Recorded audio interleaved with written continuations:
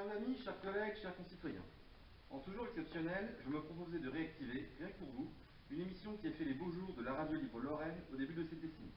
Allons-y gaiement. Bam bam bam bam. Ici Brest, les Bretons parlent lorrain, et aux Bretons aussi. Le professeur Blequin répond à vos questions Huguette. Question de même les bois de Rennes. Professeur, en général, ce qu'il y a de plus de plus ennuyeux dans les discours d'apparat, ce sont les remerciements. Est-ce que vous allez quand même nous infliger?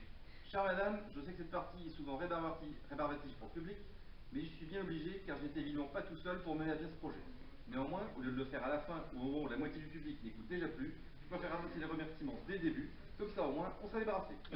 Je remercie donc chaleureusement les 5 artistes qui ont gentiment accepté de nous prêter leurs œuvres, à savoir Gwenda Lemercier, Elena Tikomirova, Chambre Youmel, Sabine Alain et notre invité surprise bonus, Lucie on the Moon.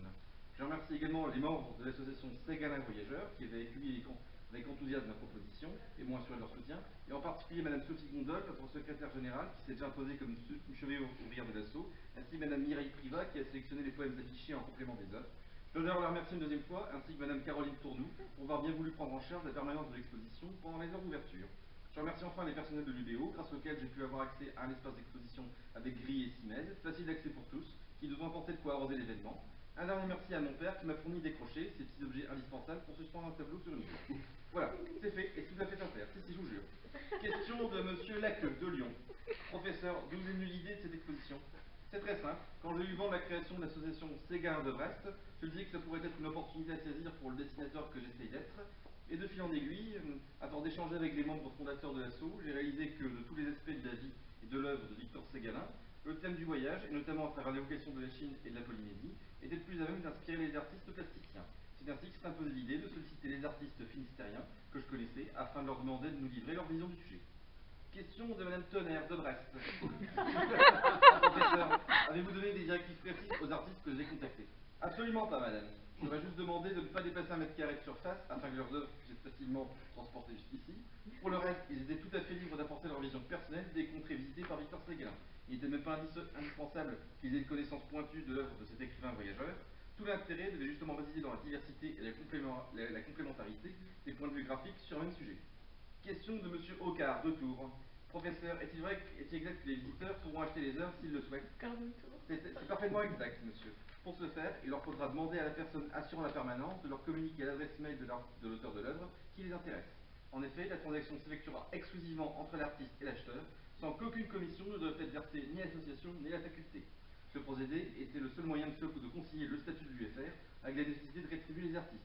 Car nous sommes tous d'accord ici pour dire que ce n'est pas parce qu'on est artiste et qu'on travaille par passion qu'il faut pour autant accepter de travailler gratuitement. Les artistes, il faut les aimer vivants. Question de Madame Rouget, de Lille. Professeur, est-ce que le choix du thème du voyage est complètement innocent de votre part? Eh bien, à vrai dire, madame, pas tout à fait. Au-delà du plaisir d'afficher de belles images qui viennent mettre dans nos yeux de Bretons le bleu qui manque souvent à notre décor, j'avoue qu'en axant cette exposition sur le thème du voyage, j'espère aussi, en ces temps de repli identitaire et de peur de l'autre, exercer l'ouverture sur le monde et la curiosité envers l'altérité. J'ai beaucoup de respect pour la poétesse Angela Duval, mais cette dame qui a refusé de suivre l'homme qu'il aimait pour rester fidèle à sa terre natale ne représente pas vraiment la Bretagne que j'aime. Je préfère la figure de Victor Ségalin qui représente à contrario la Bretagne des chercheurs, des voyageurs, des découvreurs. Bref, la Bretagne qui ne craint pas l'altérité et va à sa rencontre. Plutôt Ségalin qu'Angela Duval, plutôt La Pérouse que Père Jacques Elias. Question de Monsieur Bourreau de Béthune. Professeur, est-il exact que Jean-Yves Le Dizette a décidé d'écourter son mandat de doyen et par conséquence de quitter la présidence de l'association? C'est exact, monsieur, et ça me permet de pouvoir enfin dire publiquement ce que je pense vraiment de lui. Donc, je vais le dire franchement, sans prendre de gants, et tant pis si ça me coûtait cher, eh bien voilà, je trouve que monsieur Le Dizette est quelqu'un de formidable. Voilà. Je ne voulais pas dire plus tôt, vous comprenez, ça refait la gigotte. Voilà, c'est tout pour aujourd'hui, à vos connects. Et merci à vous pour votre attention.